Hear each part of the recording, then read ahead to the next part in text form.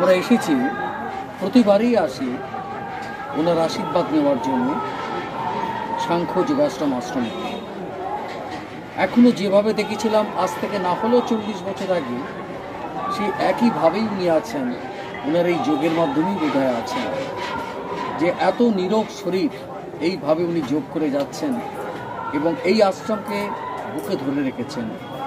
অনেকে আসেন এখানে সেবা নিয়ে যান এবং স্বামীজি শান্ত, কোনো রকম প্রচারবিহীন মানুষ, যার মধ্যে কোনো অহংকারও নেই এবং যে যা করে সেটাকেই মেনে নেন, কোনো প্রতিবাদও নেই। সত্যতা যে ইনি স্বামীজি, যিনি যার কোনো প্রয়োজন নেই যে এটা চাই সেটা চাই, যা দেবে তাতেই সন্তুষ্ট। তার মধ্যেও কিন্তু উনি আশ্রম চালিয়ে যান। প্রতিবারই গঙ্গাসাগর মেলাতে উনি কিন্তু পরিষ্কারভাবে উনি চালিয়ে যান। এই পর্ব একটা বিশাল পর্বই চলে।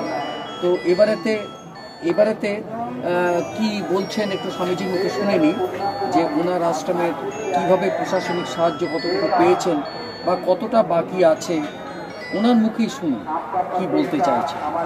পঞ্চায়েত সমিতি থেকে সব পাওয়া যেত। স্বপন কুমার প্রধান, তিনি সমস্ত ব্যবস্থা করে দিয়েছেন। ক্লিনিং সেট একটা সুশান্ত দাস বলে একজন, সে একটা ক্লিনিং সেট একটা ক্লিনিং সেট দিয়েছে। হ্যাঁ, মানে এবছর কোনো অসুবিধা রাখেনি। অসুবিধা রাখিনি, মোটামুটি যে সমস্যাগুলো ছিল সেগুলো সমাধান হয়েছে। কিন্তু আপনার এই ঘরটা তো 35-40 বছর ধরে যেভাবে দেখছি, এই ঘরটা তো দেখা যাচ্ছে আস্তে আস্তে হয়তো আপনার বুকে চাপা দিয়ে সমাধি করে দেবে।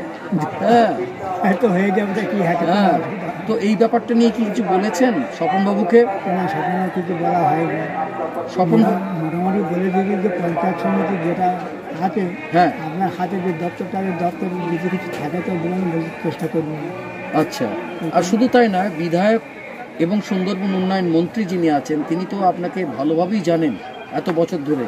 যখন মন্ত্রী ছিলেন না তখনও জানেন, এখন মন্ত্রী হয়েছেন।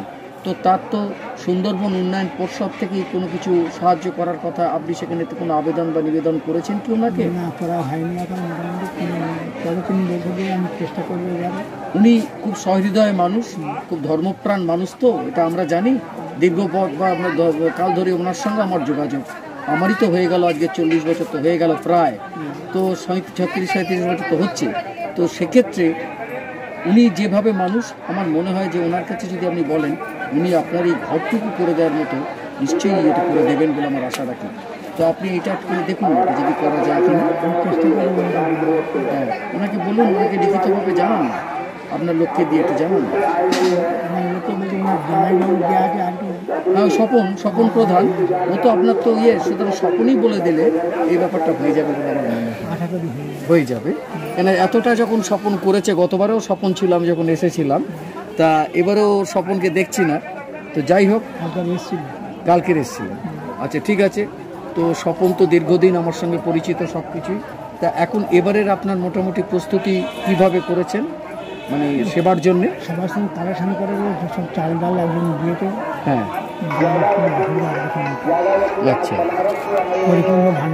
পরিপূর্ণ ভাণ্ডার আছে এবং তীর্থযাত্রীরা আসলে তারা সবই আপনার সেবা পাবে।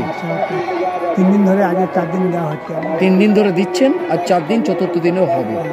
সুতরাং এই কার্য আপনার যেভাবে প্রতি বছরের মতো এবারও চলবে। তো যাক, আমরা খুশি হলাম আপনাকে দেখে। আমরা যেন প্রতি বছর যতদিন থাকবো ততদিন যেন আপনাকে দেখতে পারি, এইটুকুনি। আপনার এই হাসি আর এই যে সরলতা, এইটি হচ্ছে আমাদের কাছে সবচেয়ে বড় আশীর্বাদ। আপনি ভালো থাকুন, সুস্থ থাকুন। আমরা সব সময় চাইব যে আপনার আশীর্বাদ যেন পেয়ে আমরা ধন্য হই। আপনারাও আসবেন, মাঝে মাঝে এসে সহযোগিতা করবেন। ঠিক আছে, আমাদের তো সাধ্যমতো আমরা যতটুকু করার নিশ্চয়ই করব। আমরাও বলবো আপনার কথা। এবারে মোটামুটি দেবেন। মোটামুটি এবছর পঞ্চায়েত সমিতি বা বনফিন হাজারা আর কি মন্ত্রী আশ্রমের সুব্যবস্থা করে দেয় আর কি, করে দিয়েছেন। বাহ, খুব সুখবর। তাহলে ওনারা তো আপনার দিকে দৃষ্টি দিয়েছেন যখন, আগামীতে নিশ্চয়ই আপনার ঘরটা হয়ে যাবে বলে আমরা আশাবাদী।